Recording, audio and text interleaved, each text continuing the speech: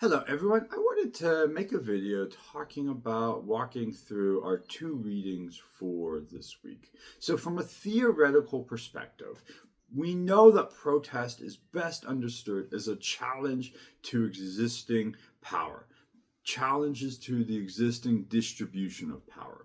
It introduces uncertainty into the political system by disrupting established routines and signaling dissatisfaction in ways that cannot always be easily absorbed through institutional mechanisms. So we spent a lot of time this semester thinking about different protest movements, why protests emerge, some theoretical understandings of what social movements are, what protest movements are. But here, our readings this week kind of took the opposing side.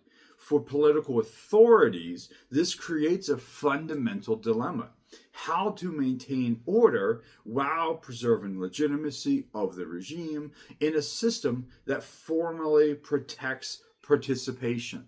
The state's response to protest must therefore be understood uh, as both an institutional constraints through the prism of institutional constraints and strategic calculation, and that's what our two readings this week really were trying to understand. How do states respond to protests? So um, it is useful to start with a bit of an understanding of what repression is. Repression refers to the use of coercive measures by political authorities to control or maybe to deter opposition. So in an authoritarian regime, we might, if you take me for comparative politics, we think about how autocrats respond to protests, maybe in a harsh manner. In democracies, this looks quite different. So, when we think of what repression is, it is important to remember that it is not a single uniform phenomenon. It ranges from civil liberty restrictions, such as maybe limits of speech, assembly, maybe limits of association, to more severe violations of personal integrity, including imprisonment, torture, or violence. So these are distinct strategies, not simply different degrees of the same behavior. Restrictions attempt to channel and constrain political activity, while more extreme forms aim to eliminate opposition altogether, maybe aim to crush opposition movements and protest movements altogether. So when we think of our readings, and then this idea emerges, and even just our two readings, repression is not random. It reflects a strategic decision-making process in which political leadership weigh the benefits and the costs of coercion. Authorities consider the potential benefits of repression. Maybe it restores order. Maybe it restores or eliminates threats against the costs of that, including loss of legitimacy, public backlash, and resource expenditures. As we oftentimes talk about in an authoritarian context, it's really expensive to repress. So at the same time, states evaluate whether the alternative mechanisms of control are available and whether repression is likely to be effective. Repression becomes more likely when leaders perceive high threats, low costs, and a few viable alternatives. So within this framework, one of the most well established findings is that democratic systems tend to exhibit lower levels of repression than authoritarian regimes. And maybe this isn't surprising, but it's when we look at, okay, well, we make claims, and how do we back them up with literature, with empirical studies? So within the social science literature, within the political science and sociology literature, this is oftentimes referred to as domestic democratic peace. Democracies provide institutional channels for participation. And like we've talked about, this can be elections, courts, civil society. And these reduce the need for coercion. However, this relationship is not absolute. Research suggests that democracy reduces repression only after a certain threshold is reached. Below that threshold, even partially democratic systems may rely on coercion in ways similar to authoritarian regimes. So, equally important and central to Davenport's argument is that repression does not simply vary between democracies and authoritarian regimes. It also varies within authoritarian regimes themselves. Not all authoritarian systems are equally repressive. This challenges a common assumption in both policy and scholarship that treats autocracies as uniform categories. So, Davenport demonstrates that different types of authoritarian regimes exhibit systematically different patterns of repression.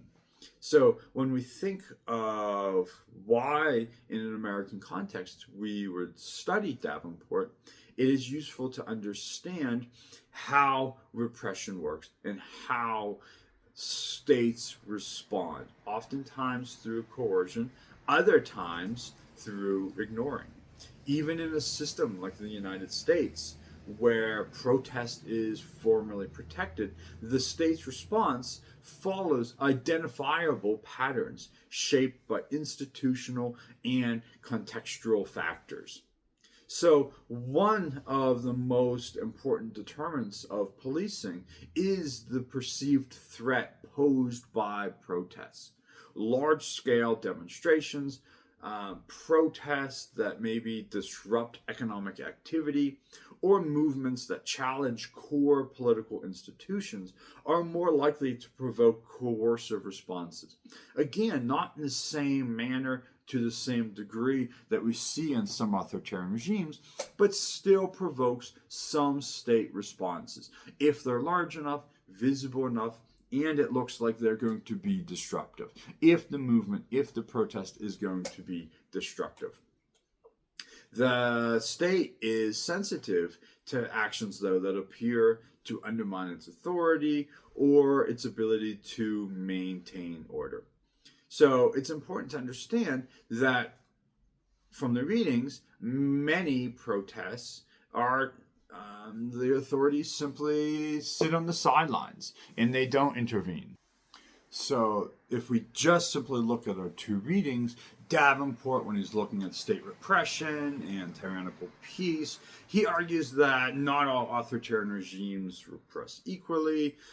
There is variation among authoritarian regimes. And then when you think about why maybe that matters for our context in a democracy, we can think of that when we look at authoritarian regimes, protesting, repression looks very differently than a democracy. Okay.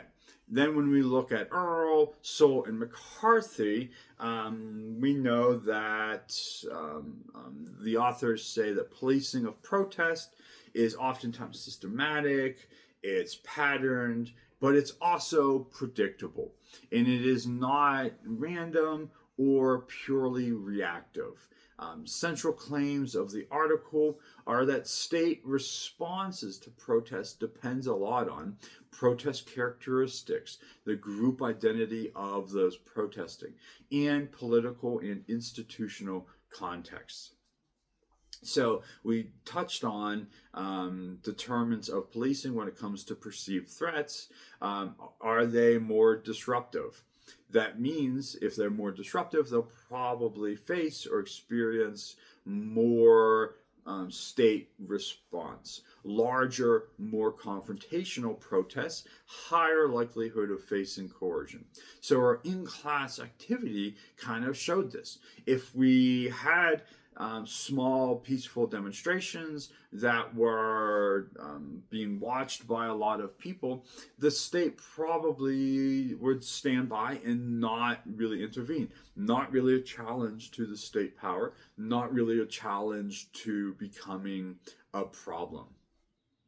So the big takeaways are that even in democracy, there is some state response to protests, but it doesn't look the same as it does in authoritarian regimes. Also, that it is predictable in what situations state response occur in.